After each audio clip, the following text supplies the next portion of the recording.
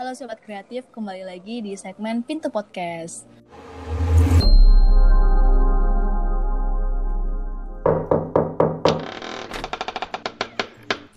Kali ini aku ditemenin sama temenku, bisa dibilang teman seperjuangan lah. Entah apa yang diperjuangkan, gak tahu lah. Nah, jadi teman aku sekarang ini adalah orang yang mengajarin aku naik gunung. Gila gak tuh? Nah, langsung aja kita kenalan.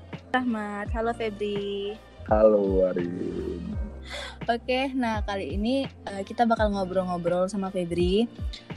Jadi Febri ini selain pecinta alam, dia juga ternyata adalah seorang ketua dari sebuah ikatan. Tapi ikatannya tidak hanya regional kampus, tapi sudah nasional. Benarkah itu, Febri? Benar ya, mungkin ya. Mungkin. Iya betul, benar. Mungkin bisa dijelasin itu ikatan apa dan kenapa bisa jadi ketua dan bagaimana pengalaman selama menjabat menjadi ketuanya. Waduh. Ya kalau itu bukan ikatan sih, tapi bahasanya itu lebih ke himpunan, tapi sama-sama lah. Itu himpunan mahasiswa jurusan ilmu politik seluruh Indonesia. Jadi sebuah wadah gitulah, wadah bagi kawan-kawan ilmu politik dari seluruh Indonesia untuk silaturahmi dan juga untuk bergerak gitu. Jadi itu terdiri dari 34 kampus seluruh Indonesia yang ada jurusan ilmu politiknya bergabung di sana. Berarti semua yang ada ilmu politik bergabung di himpunan tersebut. Ya. Dan Febri adalah ketua dari 34 kampus tersebut. Ya kalau sekarang sih tepatnya mantan ya. Karena udah ya, selesai mantan. Juga. Udah pensiun. Udah pensiun. Udah kembali jadi rakyat biasa ya. Ya kalau sekarang kan kita udah selesai di bulan November kemarin itu kongres di Aceh. Nah sekarang itu udah generasi baru untuk kepengurusan yang baru melanjutkan gitu. Gimana sih kok bisa terpilih menjadi ketua? Apakah seorang Febri itu sehebat itu? Bukan sehebat itu sih. Itu lebih ke roket, Bung. Iya harus dong. Itu lebih ke ini sih sebenarnya. Aku menilai itu sebuah bentuk hasil dari proses. Aku lebih menghargai proses, bukan melihat apa yang diraih itu sih. Itu kami raih, itu bukan kerja sendiri, bukan aku sendiri lah, tapi itu bareng teman-teman dari Andalas. Kita ikut kongres di tim Surabaya. Ses ya? Iya, ya mungkin bisa dibilang seperti itu. Iya, itu terus? Kemarin tahun 2018 ya. Iya 2018 kita kongres di Surabaya. Jauh sebelum itu saya sendiri tidak pernah berpikir untuk sejauh itu, tidak pernah berpikir untuk menjadi seorang ketua himpunan mahasiswa ilmu politik seluruh Indonesia, tidak pernah berpikir. Cuman saya hanya melalui setiap proses dan menghargai setiap proses yang ada di dulu waktu sekolah maupun sampai di kampus gitu. Mungkin tabiat di organisasi, kebiasaan di organisasi, dan kemudian juga proses di organisasi yang membawa saya sampai ke sana sebenarnya. Oke. Nah kemudian selama menjabat sebagai ketua gimana pengalamannya? Ngapain aja sih kerja sebagai ketua himpunan jurusan ilmu politik seluruh Indonesia itu? Nah kalau untuk kerja atau tupoksinya sendiri ya kita kan ini lebih ke silaturahmi dulu karena organisasi kita ini kan baru ya. Aku itu baru ketua yang keempat. Yang keempat. Dan 4 tahun gitu ya? Baru berdiri tahun 2015. Terus gimana? Apa aja yang dilakukan selain? Ya, silaturahmi itu kan yang poin yang utama. Kemudian yang kedua kan kita itu adalah wadah untuk bergerak. Jadi yang awal ini kita kan lebih fokus ke pendidikan politik untuk masyarakat. Ya bentuk kontribusi kita atau yang bentuk yang kami kerjakan di kepengurusan saya dulu ya. Kebetulan waktu itu lagi ada Pilpres, Pileg serentak 2019 ya kita bergerak untuk memberikan wawasan pendidikan politik kepada masyarakat, memberikan rekomendasi untuk bagaimana pemilu dan hasil pemilu, dan kemudian kita terakhir itu memberikan hasil rekomendasi untuk rekomendasi dan evaluasi untuk pelaksanaan pileg serentak kemarin gitu sama pilpres. Oke. Kemudian aku sering banget ya lihat instastory-nya Febri. Itu hari ini di Padang, besok di Palembang, hari ini di Padang, besok di Jakarta. Hari ini kita udah nyampe ke Kalimantan. Itu ngapain? Atau apakah itu sebagian dari kegiatan sebagai ketua? Ya, kalau bisa dibilang seperti itu. Itu bagian dari kegiatan mungkin di 2019 kemarin, waktu yang cukup ya sibuk untuk huru-hara ke sana sini. Ya sibuk, akhirnya jadi naik gunung kan. Janji ke Singgala nggak jadi. Itulah masalahnya kan. Kita harus bisa harus mengorbankan beberapa untuk hal yang lebih. Tapi udah nggak prioritas lagi deh. Tapi yang kemarin memang 2019 lumayan banyak kompetisi tentunya, seperti yang kamu bilang itu sampai ke Kalimantan, Aceh, Surabaya, dan semua macam. Ya itu untuk salah satu bentuk konsolidasi kita di beberapa kampus, dan kemudian ada juga menghadiri beberapa undangan untuk mengisi kegiatan seperti itu, kayak ngasih seminar gitu. Wah, ngasih seminar nih. Ya, mumpung diundang gitu. Oke. Berarti kalau misalnya kayak DL ke dinas luar kota kayak gitu tuh biayanya itu biaya sendiri atau dari himpunan? Sejauh ini kalau itu berbeda, kalau itu kepentingan untuk organisasi, artinya di dalam internal organisasi, itu biasanya saya pakai pribadi, terkadang memang ada dari organisasi. Tapi kalau sudah menghadiri undangan kegiatan acara seperti itu, biasanya itu dibiayai oleh pihak yang mengundang gitu. Oke. Kalau misalnya pribadi berarti menjadi ketua hima itu harus punya duit banyak dong ya? Duit banyak enggak juga sih, tetapi bagaimana pandai memainkan kepemimpinannya. Artinya kan kita tidak, ya yang nama mahasiswa kan nggak punya banyak duit juga sih, tapi benar. Tapi kita ya kenal sana sini, dan kemudian support banyak yang support terkait hal ini sebenarnya. Ya, jadi untuk kesana kesini itu nggak susah lah gitu. Tidaknya tempat nginap ada aman. Tempat nginap aman, makan aman. Alhamdulillah ya Bu ya. Bantu mahasiswa juga sih. Oke. Nah, kemudian setelah lengser dari selama menjabat menjadi ketua, kan jarang banget nih ya. Tapi nggak jarang juga sih ya. Kadang aku lihat kamu juga masih ada nanjak ya. Iya. Nah, sebenarnya apa sih yang membuat Febri Rahmat itu tertarik sekali dengan gunung? Kapan pertama kali Febri Rahmat itu naik gunung, dan gimana pengalaman pertamanya, dan apa yang membuat Febri itu balik lagi naik gunung? Gunung itu panjang. Itu panjang ya jawabannya. Kalau diceritain itu satu buku itu. Anjir, sebesar season 2. Iya. Jadi kalau aku mengenal gunung itu sebenarnya udah dari kecil lah. Dari kecil aku tinggal di gambar gunung. bukan gambar gunung itu matahari, itu kan? Sebuah pengharapan gitu sebenarnya. Tapi waktu kecil itu kan aku seorang anak pedalaman gitu ya. Asik. Soal gitu ya. Anak pedalaman Sumbar. Jadi ada kayak bukit yang cukup tinggi gitu. Itu biasanya aku waktu SD SMP itu sekali seminggu atau sekali 2 minggu itu biasanya main-mainnya ke tempat-tempat seperti itu gitu. Kadang sampai puncak, kadang enggak, ya sampai ke tempat yang udah tinggi di sana lihat pemandangan itu.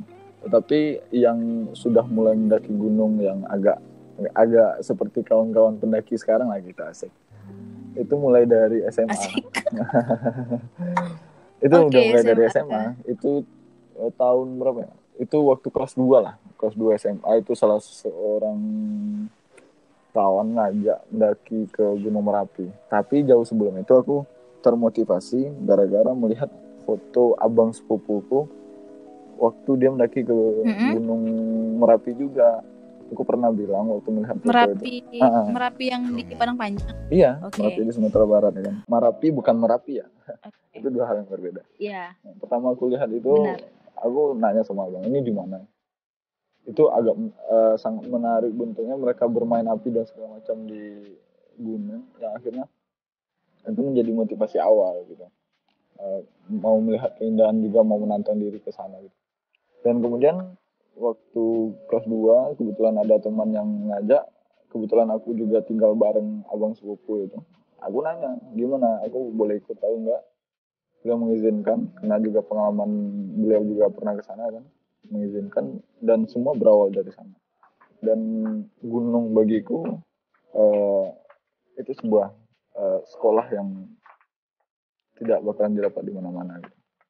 Mulai dari pelajaran hidup baik sesama manusia maupun dengan alam. Kok jadi serius gini ya hidup deh. Sebenarnya aku geli loh dengernya, tapi ya luar biasa sih. Aku gak biasa mendengar serius seperti ini. Iya. Gak biasa serius sama gue. Bener, jadi guys, karena saking deketnya kami ini gak bisa serius coy. Kalau serius itu kayak ada merinding gitu loh, jadi susah gue serius sama saya. Bener, yang bisa itu biasa kayak saling memaki gitu kalau jumpa. Itu baru bisa. Kalau saling memaki ini podcast bisa 24 jam ini. Jangan. Citra kita harus baik-baik, Febri. Siap. Citra kita harus baik-baik ya. Oke, nah kemudian setelah pertama kali naik gunung kan, pasti ini pertama kali ya. Terus ngerasa capek nggak sih? Gini loh, waktu aku pertama naik gunung itu lebih besar semangat daripada kekuatan fisiknya gitu. Oh, kayak kami ya perdana ya. Iya, seperti itu. Aku rasa semua orang seperti itu. Ketika melihat ya punya ekspektasi tinggi lah terhadap gunung gitu. Ketika melihat orang yang kayak foto-foto orang yang di puncak dan segala macam itu penuh keindahan dan segala macam. Kita punya ekspektasi lebih. Tetapi ternyata ketika proses dilaksanakan itu sebuah tantangan yang berat kan. Benar. Nah, namun aku merasa hari itu pertama kali itu semua itu dikalahkan oleh semangat yang tadi gitu. Oke. Tapi berarti sebenarnya Febri itu naik gunung itu mau menenang pikiran atau gimana sih? Kalau pertama kali itu cuma karena waktu motivasi itu aja sih. Tapi kalau akhir-akhir ini terkadang memang buat menenangin pikiran memang itu betul sebenarnya, karena beberapa kali aku pernah pergi sendiri, menyendiri. Oke, pantas ya naik gunung nggak mau ngajak kami, kalau sama kami jadi beban pikiran.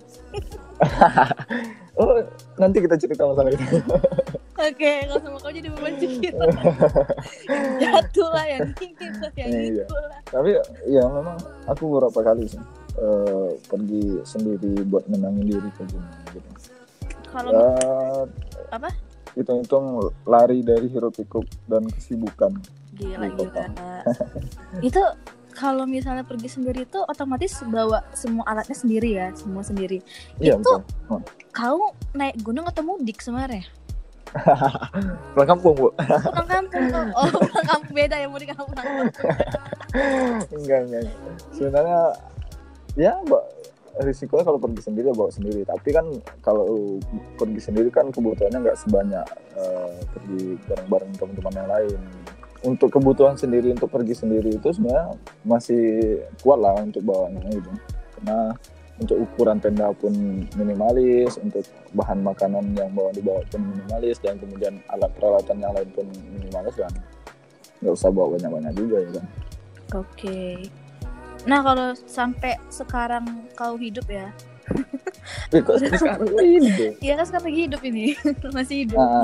Berapa gunung apa aja sih yang udah didaki? Udah. Jadi sombong. Gak apa-apa, kali ini citramu Enggak, ini bukan sombong, cuman ini hanya persoalan kesempatan. Semua orang bisa, saya rasa, cuman ini hanya persoalan kesempatan. Ya, saya diberi kesempatan beberapa gunung. Kalau di Sumatera itu ya kayak Merapi ya, Marapi. Ingat teman-teman, Marapi bukan Merapi. Singgalang, Alang, Kerinci, Kerinci kan nggak Sumatera. Kemudian kan separuhnya Sumatera Barat. Kan aku bilang tadi Sumatera bukan Sumatera Barat, Bu. Mana nih presenter ya? Kalian jangan percaya sama hari ini. Ngajar. Oke. Kemudian kalau yang di Jawa itu kayak Perahu, Semeru, sama Sindoro gitu. Oke. Kalau di tempat lain nggak ada? Kalimantan nggak nyampe, Sulawesi nggak nyampe, Papua nggak nyampe? Nggak, belum beri kesempatan. Gue bilang tadi kan, ini hanya persoalan kesempatan, belum diberi kesempatan ke sana. Gila, ini banget motivasi banget ya, ini persoalan kesempatan. Wah gila. Kok jadi pujangga kayak gini kok ya? Enggak lah. Udah kebanyakan. Mumpung ya kan tadi disuruh serius ya kan. Nah kemudian di antara semua gunung itu pasti punya cerita yang berbeda kan. Mungkin bisa di pengalaman paling menarik, paling berkesan itu paling yang pertama. Pasti kita punya kesan yang pertama itu gitu. Itu yang paling berkesan. Kemudian yang penuh perjuangan itu yang ke Semeru. Semeru itu kita benar-benar mempersiapkan segala sesuatunya. Itu aku sendiri udah 2 tahun gitu. Udah 2 tahun baru bisa berangkat ke Semeru. Naik semua alat transportasi waktu ke Semeru itu kami coba, mulai dari bis, kapal, pesawat, bemo, sampai kereta gitu. Itu pertama kalinya aku mencoba seluruh alat transportasi dengan pergi ke Semeru. Aku ke sana itu 2 orang, dan kemudian kita nggak tahu jalan sama sekali, belum pernah ke sana sama sekali. Ya kuat-kuatin lah. Waktu di awal nyampe di base camp Semeru itu sendiri, kami tertahan karena kebetulan, bukan kebetulan sih, ada musibah waktu itu di Ranukubolo. Salah seorang kawan kita dari UGM, kawan-kawan pendaki dari UGM, dia meninggal dunia. Ya, di gunung karena hipo. Kalau nggak salah itu. Jadi kami waktu itu sempat tersendat mendaki sampai siang. Harusnya kita pagi udah berangkat, tapi siang harus akhirnya siang baru boleh naik gitu. Cuma sebelum itu ada yang unik sih sebenarnya. Kita kan bawa surat kesehatan ya, surat tanda sehat gitu. Aku nggak tahu nama apa surat itu. Itu mendaki juga harus bawa surat sehat. Di Semeru peraturan kayak gitu harus bawa. Jadi harus ada syarat itu. Kebetulan aku sama teman yang berangkat itu bikinnya di Padang. Pas bikin di Padang itu dekat ini nih, puskesmas yang Pasar Baru itu loh. Dekat kampus kita kan. Okay. Di sana aku bikin, ternyata nggak dikasih stempel gitu.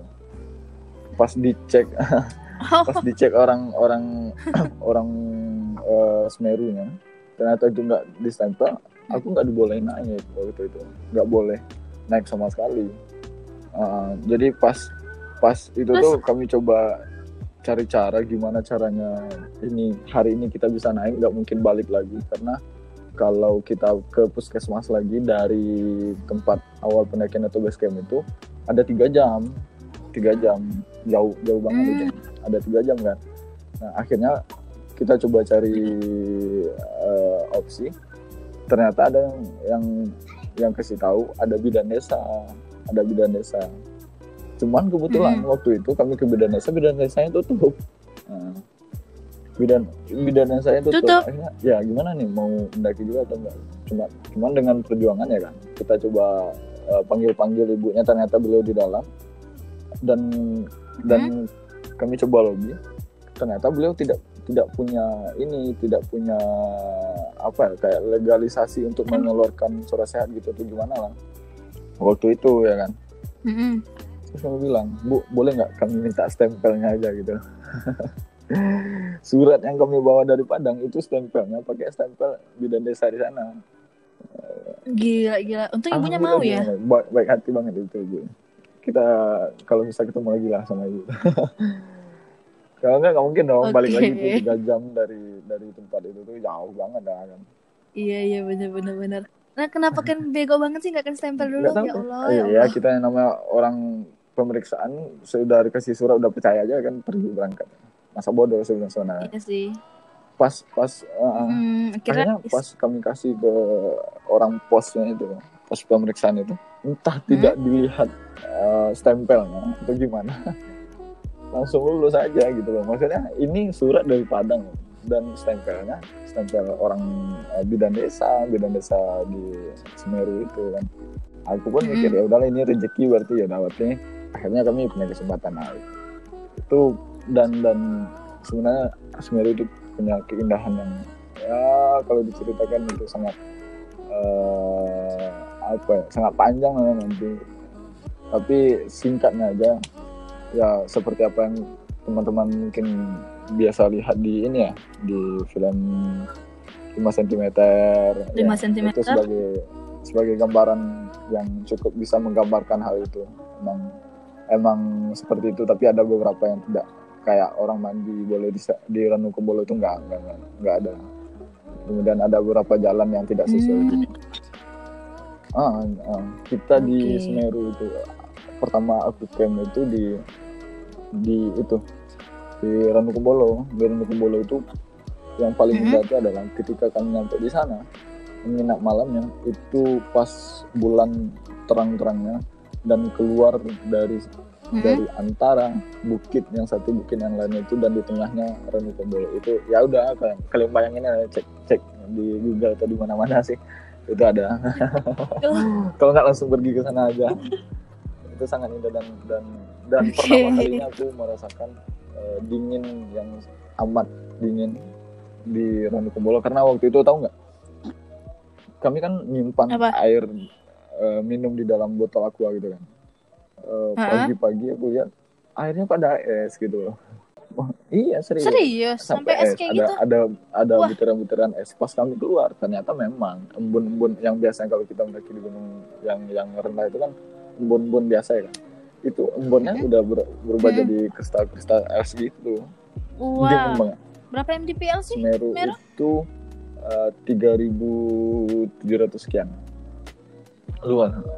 3.000 ya, tinggian Kerinci tapi ya? Paling tinggi Indonesia kan Kerinci. Benar. Jadi itu ya seperti itu waktu di Ranu Kumbolo dan kemudian jauh kita jalan-jalan lagi nyampe di camp kedua itu hari selanjutnya di Ranu Kalimati. Nah di Kalimati itu uniknya kita kan biasa di Sumatera nih ya kan, kita belum pernah coba ke Semeru dan belum punya banyak cerita tentang Semeru. Pas kita nginap di Kalimati, kami kira itu ya kayak biasa. Kita kan kalau di Sumbar palingan summit atau ke puncak gunung itu dari camp terakhir palingan jam 5, jam 6 ya kan. Karena kami kurang pengalaman, ternyata di sana tuh jam 12 orang udah mulai, jam 11 jam 12 tuh orang udah mulai jalan ya kan. Jam 11 12 apa nih sore malam. Udah mulai jalan. Kami ya sok-sokan kan. Kebetulan ada teman satu dari Jawa Barat dan ternyata mereka juga belum pernah dekat-dekatan tenda. Pas kami lihat keluar orang pada nggak ada. Pada nggak ada gitu. Camp di situ. Campnya ada, orang juga nggak ada lagi yang stay di tenda. Dan ternyata semua orang udah naik. Nah pas kami cek keluar, kami waktu itu aku temu teman yang berdua itu dari Jawa Barat ya kan. Yang dari Jawa Barat itu berdua. Aku berdua, kami berempat keluar, kami cek kok nggak ada orang. Ada satu kelompok yang kami lihat. Panggil ya kan, Mas. Ini orang pada kemana? Orang katanya udah berangkat semua ke puncak. Lah, ini baru jam berapa? Iya, kalau di sini berangkatnya memang jam segini Mas, jam 12, jam 1 itu kita udah start ke puncak gitu. Kan aku kan nggak tahu jalan ya. Temanku yang dari Jawa Barat juga nggak tahu jalan ya. Aku tanya lah sama mas-mas yang satu kelompok itu. Mas tahu jalan juga? Nggak tahu Mas. Ya, 3 kelompok yang tinggal, 3-tiganya itu nggak tahu jalan sama sekali. Ya, terus akhirnya malam itu kita coba ini aja sih, coba ya biasa kan, coba meraba-raba center sana sini. Akhirnya aku melihat sebuah petanda gitu kan, petunjuk jalan jauh itu agak di ujung dari tenda gue. Lihat petunjuk jalan. Oke, insting Febri ya, keluar. Aku bilang insting apaan? Nanti bilang binatang ya. Ya kita kebetulan ketemu petunjuk jalan, dan akhirnya kita lambat laun coba ke atas, dan itu pengalaman yang sangat super luar biasa. Mendaki ya bebatuan Semeru yang memang kata orang bilang naik 3 turun 2, akhirnya kita 3 langkah itu menjadi 1 gitulah. Kalau nggak salah gitu. Naik 3 kurung 2 itu gimana sih maksudnya? Kita udah melangkah nih 3 langkah, itu turun lagi. Kebayang nggak sih kalau kamu jalan di pasir yang tinggi gitu? Benar. Itu ya kayak gitu kita mendaki perlahan, dan satu orang temanku yang dari Padang kebetulan bahayanya dia nginjak batu. Kebayang kan di film 5 cm pas nginjak batu, orang teriak semuanya, dan kemudian bahaya bagi pendaki yang di bawahnya, dan itu terjadi. Di kami. Dan waktu itu tuh ya alhamdulillah dia langsung teriak ke bawah, awas ada batu. Akhirnya semua orang teriak awas ada batu, dan alhamdulillah nggak ada korban. Cuman batunya ya lumayan besar sih, kalau ke kepalamu ya lumayan lari, meninggal juga sih. Treknya itu batunya itu bisa kayak gitu ya? Berarti emang bener-bener curam banget gitu ya? Emang yang di TV gitu ya? Yang di film itu real sih, seperti itu gitu. Penggambaran mereka cukup real. Alhamdulillah nggak ada korban itu. Dan akhirnya kami sampai di atas jam 5:30 sampai jam 6 itu lah kuliah jam waktu itu. Dan di sana pertama kali aku mendaki sampai puncak, nangis. Iya. Itu pertama kali. Pertama kali aku sampai puncak gunung, sampai nangis itu. Karena aku coba runut ke belakang, ini di mana loh? Bagaimana perjuanganku sampai di sini tuh gimana loh gitu. Bagaimana susah payah ngumpulin uang, dan kemudian jalan ke sana, nggak tahu ya banyak hal yang dilalui gitu kan. Dan sampai di sana itu sangat indah. Samudra awan dan sunrise gitu. Itu perfect banget itu, perfect. Iya, tapi nggak ada salam-salam undangan maaf ya Bu ya. Agak males. Itu Anda. Emang seperti itu Anda. Ya nggak mesen sih. Mesen nggak sih? Apa? Mesen loh. Untuk MTMA juga mesen, tau nggak sih? Emang kau aja yang ada inisiatifmu. Tapi di Ranukumbolo ada. Oh iya, Ranukumbolo. Puncak nggak ada anjay. Nggak cukup lah. Nggak mungkin lah kan bawa satu pak gitu kata. Iya sih. Udah supirnya aja lah ya. By the way itu ada nggak sih jam batas untuk nge-summit gitu? Ada. Kalau kayak di Kerinci kata teman aku kan ada jam 9 harus turun kan. Nah, kalau di Semeru ada. Di ini kalau di udah Semeru, siang itu siang lah. Pengen jam 12, jam 11 itu di sana ini udah ke bawah, udah turun. Paling lama itu. Itu paling lama jam segitu udah disuruh turun. Karena asuransi naik gunung itu kan ada ya. Itu ada, hanya sampai Kalimati. Dari Kalimati sampai ke puncak itu nggak ada asuransi lagi. Kalau kamu jadi korban Semeru dari Kalimati ke puncak itu nggak ada asuransi buat kamu. Kenapa kayak Karena nggak ada jaminan lagi. Itu sebenarnya tidak disarankan gitu bahasanya. Tidak disarankan untuk sampai ke puncak, tapi tidak dilarang lah gitu. Oke. Berarti emang nekat-nekatan aja ya. Siapa yang mau ya udah. Kalau nggak mau. Siapa yang mau jalan, siapa yang enggak ya udah sampai di sana aja gitu. Oke, benar.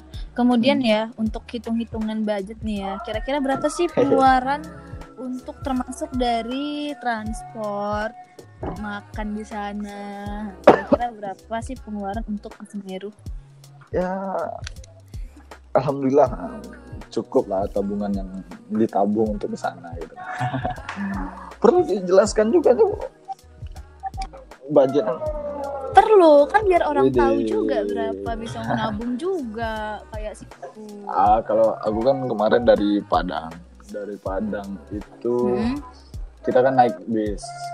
Kebetulan waktu itu kan habis Lebaran, jadi harus naik bis lah. Kalau naik pesawat nanti takutnya nggak cukup uang kan gitu. Ya biasa lah Bu, tabungan mahasiswa. Kita naik bis itu ke Jakarta sekitar 450.000. Dan di jalan itu kita nggak ikut makan ke warung makannya gitu kan, rumah makan gitu kan banyak. Kita tahu nggak? Kita tuh bawa rendang selama di perjalanan naik bis gitu. Saking orang Padangnya gitu kan. Saking orang Padang gitu kita bawa rendang. Dan berenang makannya di bis. Makannya di bis. Kadang kita makan di luar juga sih, kalau udah capek di bis kita makan di luar.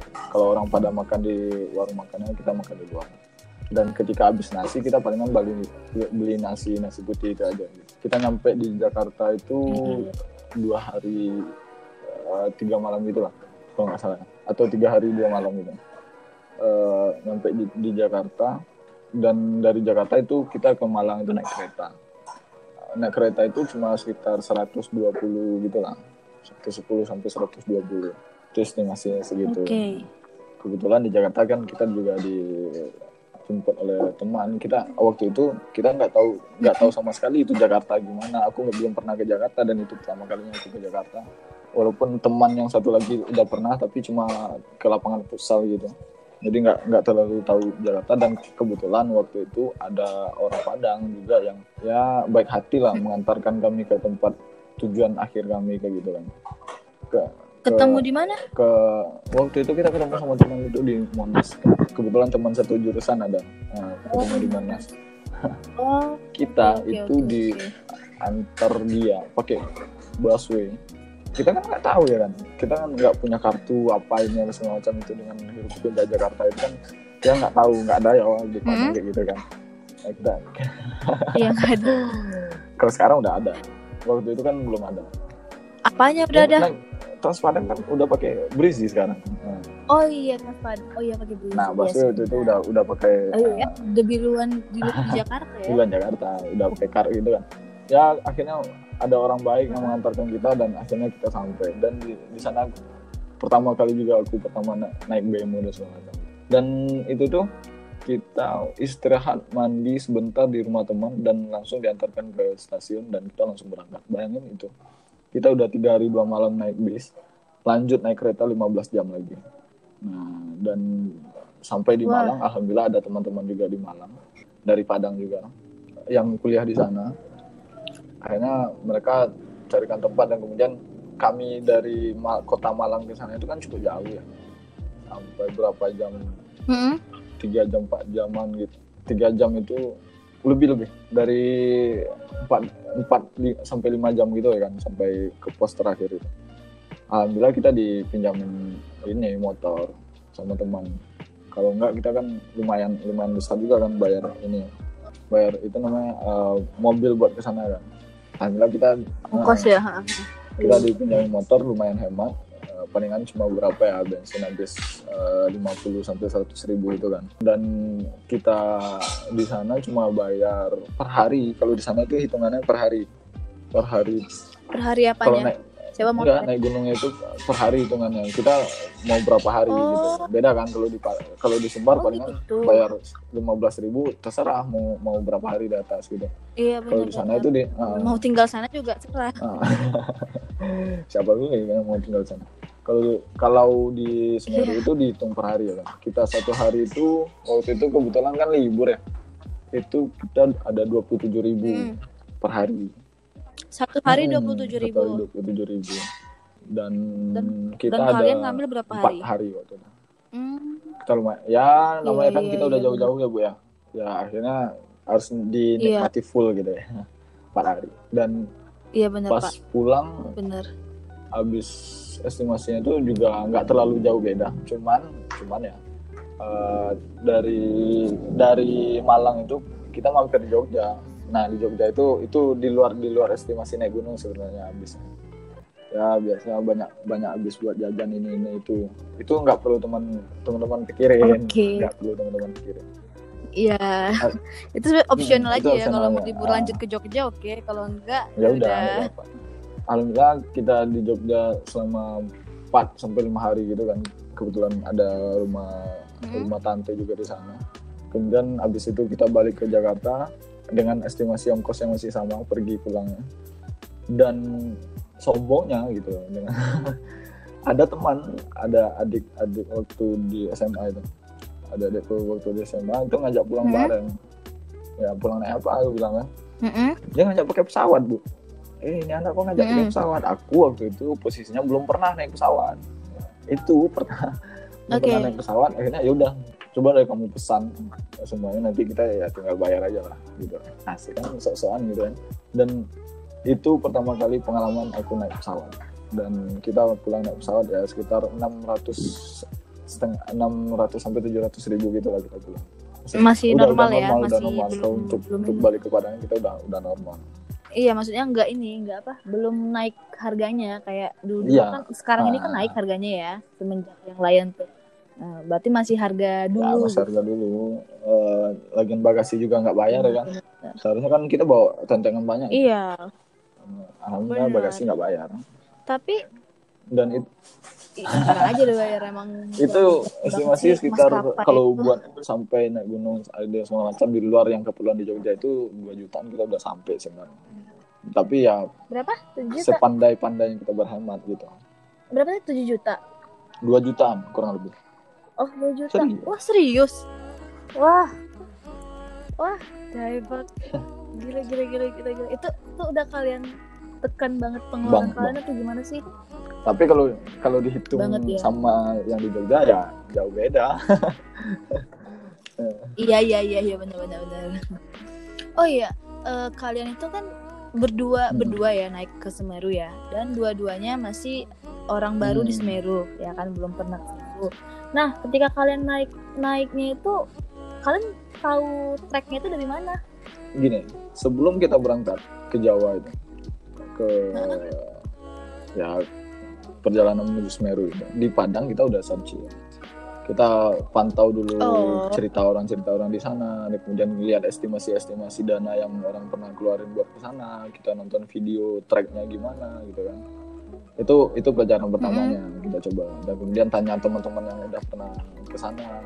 Nah, itu kunci kedua. Yang ketiga, ya di sana juga kan kita pas sebelum mendaki itu di briefing, bukan dilepas. Udah daftar lepas, bukan kayak gitu. Tapi semua pendaki jam segitu dikumpulin, kemudian di briefing, dijelasin jalan-jalannya, kemudian dijelasin yang mana apa yang boleh dilakukan, apa yang nggak boleh dilakuin gitu.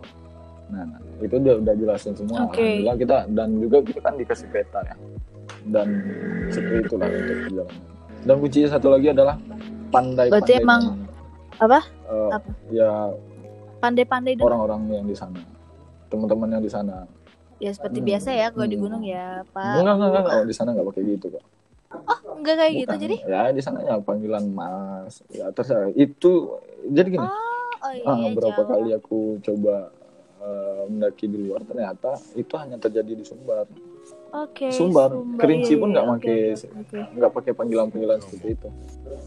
Seriusan? Ada sih, kalau palingan beberapa kalau kamu ketemu orang-orang yang memang orang Sumbar yang sering mendaki di Sumbar, palingan mereka panggilnya kayak gitu. Cuman kalau yang orang-orang luar kan nggak seperti itu. Iya. Pun orang-orang asli sana nggak suka. Aku baru tahu. Cuma di Sumbar, itu cuma tradisi di Sumbar kok.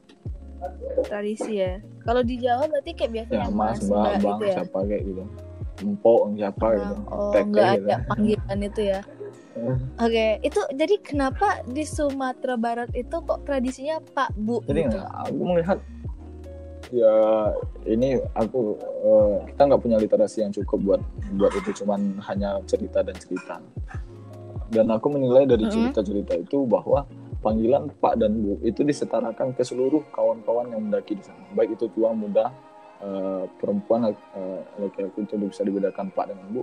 Aku melihat di sana itu ya udah kita di atas itu udah sama, saling menolong, dan kemudian itulah bentuk apa ya, aku bilang sisi humanis kita bakalan keluar di sana. Kita tidak memandang strata, tidak memandang status sosial, kita tidak memandang seberapa banyak uang yang kamu miliki di sana, karena ya itu hutan dan kemudian semuanya diuji dengan kuasa alam di sana.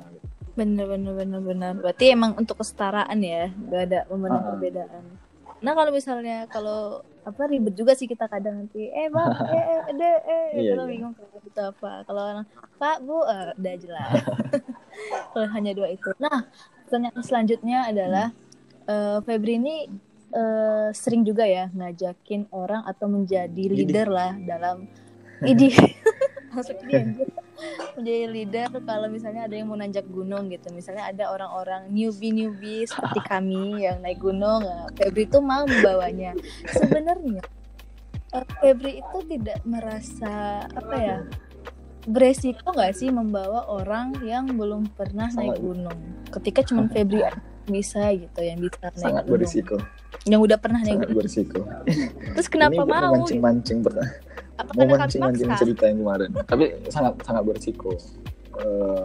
Pertama ya sebagai teman-teman satu pendakian, aku juga nggak sombong bahwa aku bakalan lebih survive daripada mereka yang baru pertama. Tidak, aku hanya dilebihkan persoalan pengalaman, pengetahuan jalan, dan kemudian mitigasi di sana, itu aja. Tapi kekuatan fisik dan segala macam aku nggak bisa ukur itu, dan kemudian kemauan semangat itu aku nggak bisa ukur. Itu di teman-teman sendiri. Kalau masalah risiko, itu sangat besar risikonya ketika kita membawa orang-orang baru. Tapi satu hal yang aku pikir bahwa aku sampai di sini, aku pernah mendaki itu karena pertama kali juga orang mau membawa aku. Kenapa aku tidak mau membawa orang yang baru gitu. Dan itu masalah kesempatan lagi. Semua orang boleh dan punya kesempatan untuk mendaki. Dan itu bisa kesempatan itu dilalui atau disalurkan pertama kali dengan saya sendiri atau dengan orang lain. Artinya siapapun dan ketika mau mendaki ya bagiku pertama atau berapa kali harus dilayani kalau waktunya pas gitu. Oke, kalau waktunya pas ya. Oke. Nah ternyata setelah mendaki dengan kami yang rempong-rempong ini, bagaimana perasaan Anda? Ya perlu teman-teman ketahui nih. Ini pendakian yang sangat survive, asik.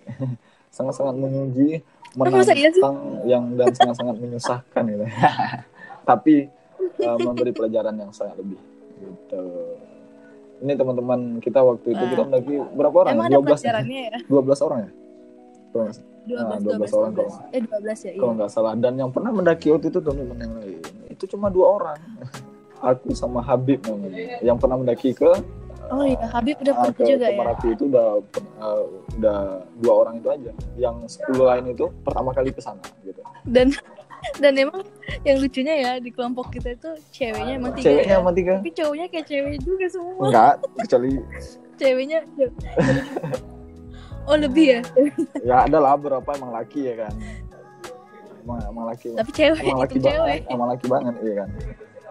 Kita itu kan mendaki 12 yang setengah matang itu sekian, yang matang itu sekian lah ya kan. Enggak itu teman-teman kita yang asik loh. Bangsat. Ya ngakak nih. Itu bagiku pengalaman yang sangat berharga. Kita mendaki 12 orang dan kemudian dari awal kita udah diuji, dari awal pendakian ternyata ada 1 orang teman yang bisa dibilang apa ya, bahasa orang-orang bisa punya indera ke-6 gitu ya, bisa melihat segala sesuatu gaib itu segala macam. Aku ya udahlah, itu kemampuan dia.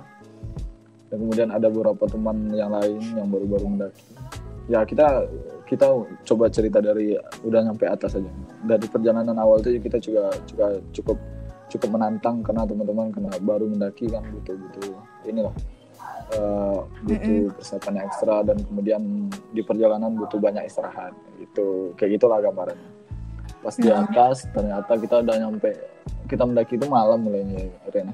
Kita mulai malam, kita nyampe atas udah juga tengah malam gitu. Dan ternyata semua udah kita siapin, udah berdiri tenda dan segala macam, udah siap. 2 orang teman kita ternyata asma, ya kan? Diserang asma, ya kan? Udah sesak napas adanya segala macam, ya. Kita hipo cuy. Oh, dingin banget. Anjir, habis hujan juga. Habis hujan juga di situ, parah banget. Itu paling dingin yang pernah aku rasain, sumpah. Nah, karena pertama kali ya kan. Nah, di sana sesak napas dan segala macam, ya butuh perjuangan untuk menenangkan ya kan. Akhirnya alhamdulillah itu bisa dilalui. Itu ya lumayan lah ya kan. Dan kemudian kita mendaki sampai ke puncak dan segala macam, kita mendaki. Waktu itu lumayan bagus ya cuacanya, Rina. Iya bagus, cuman yang nggak bagus itu aku bawa kamera tapi itu gobloknya, itu bukan itu gobloknya teman-teman. Bawa kamera nggak ada memori. Untuk alhamdulillah ada kamera yang lain gitu.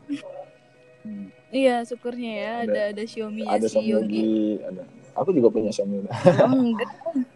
Iya benar ya, benar. Nggak ada, kacau. Ya kan, kalian ya yang rugi, aku ya apa? Udah pernah mendaki ya kan? Iya sih. Sombong. Dan di atas kita disuguhkan ya sangat indah dan segala macam, kita dapat lah apa yang diinginkan oleh teman-teman, walaupun ada beberapa sedikit ya hujan, pernah hujan juga dan cuaca buruk juga. Nah pas ke bawah hujan pas ke bawah ini ya, teman-teman harus tahu bagaimana orang-orang ini menyusahkan saya dan teman-teman menyusahkan saya, dan kemudian ya ini kita ceritain. Kita turun itu targetnya serius, aku pasang target itu udah nyusun jadwalnya, jamnya jam segini kita berangkat, jam segini. Kita packing jam 2, ternyata selesai packing itu jam 3, baru bisa jalan jam 3. Kemudian kita jalan ke bawah pelan-pelan. Nah di sana ada kejadian teman kita yang berpasangan, yang berpacaran waktu itu. Ya berangkat sama pacarnya, bukan berpacaran gimana ya teman-teman, cuma jalan gitu kan, status doang. Berantem. Dan di sana berantem, dan itu akhirnya karena ya mengurus persoalan itu, akhirnya kita di luar perkiraan jadwal sampainya gitu loh. Akhirnya di luar rencana kan. Drama banget sih. Itu drama banget. Akhirnya kita nyampe di kilometer 4 itu udah maghrib ya kan. Harusnya targetku kita di maghrib itu udah sampai di Pesanggerahan ya? Udah sampai di Pesanggerahan, itu udah disusun seperti itu kan. Ternyata enggak, maghrib itu kita baru di kilometer 4. Ini aku kayak mendengar unek-unek dari Febri loh, bahwa gara-gara bawa kamera. Nah, kilometer 4 itu mistis yang sangat kuat yang pernah aku rasakan selama mendaki gunung.